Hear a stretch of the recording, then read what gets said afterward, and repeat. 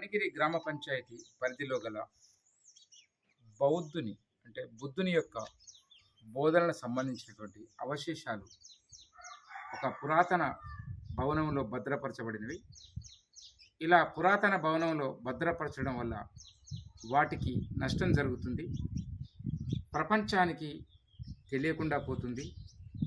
ప్రపంచ నలుమూలల నుండి ఈ యొక్క బౌద్ధ క్షేత్రాన్ని సందర్శించడానికి, ఈ మ్యూజియాన్ని సందర్శించడానికి విదేశీయులు విచ్చేస్తున్నారు.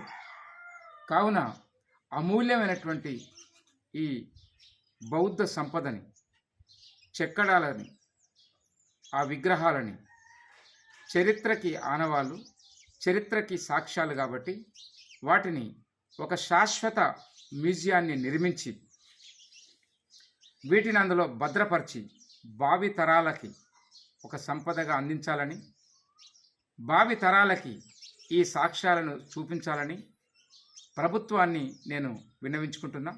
ఇటీవల గౌరవ మంత్రివర్యులు కేటీఆర్ గారిని కూడా నేను కలిశాను. నాగార్జున సాగర్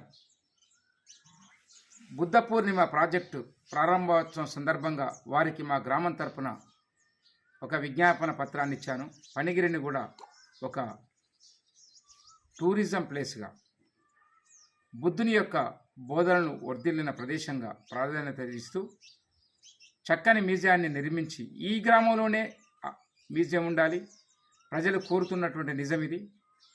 ఆ మ్యూజియంలో ఆధునికంగా మ్యూజియాన్ని నిర్మించి ఆ భవనంలో ఈ యొక్క బుద్ధుని సంబంధించినటువంటి, బుద్ధుని బోధనకు సంబంధించినటువంటి అవశేషాలని, చెక్కడాలని, స్తూపాలని అందులో భద్రపరచగలరని ప్రభుత్వాన్ని విజ్ఞప్తి చేస్తున్న ఫణిగిరి గ్రామ పంచాయతీ సర్పంచ్గా.